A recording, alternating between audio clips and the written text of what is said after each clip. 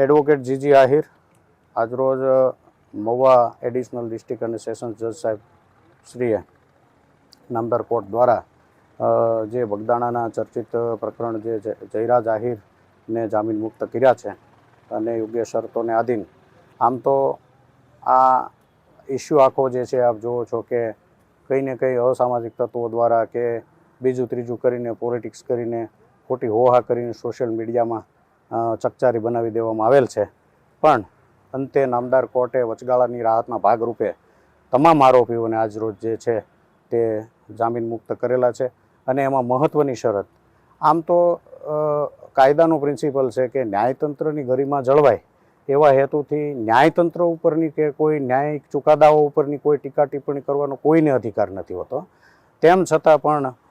Social મીડિયાના માધ્યમથી આવી કોઈ ટિપ્પણીઓ ન થાય એ બાબતની તકેદારી રાખીને નામદાર કોર્ટે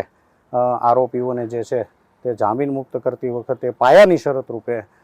પોતાની સ્વતંત્રતાનો કોઈ દુરુપયોગ કરવાનો નથી, કોઈ સાક્ષી સાહેદો સાથે ઘર્ષણમાં આવવાનું નથી કે ખાસ કરીને સોશિયલ મીડિયા કે અન્ય કોઈ પ્લેટફોર્મો ઉપર આ ચુકાદા બાબતે કે બનાવને લઈને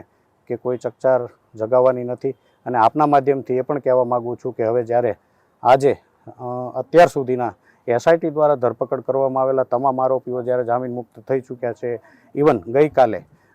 મારા કલીગ જે રુચિત વ્યાસ સાહેબ છે, જે હાઈકોર્ટ એડવોકેટ, એમણે પણ ખૂબ ધારદાર દલીલો કરી અને નામદાર કોર્ટને રજૂઆત કરી છે. અને અમે બંને સાથે મળીને મુખ્ય આરોપી જે જયરાજ આહિર જે છે એની જામીન અરજી ડિફેન્સ કરી અને નામદાર કોર્ટે અમારી રજૂઆતોને ગ્રાહ્ય રાખી અને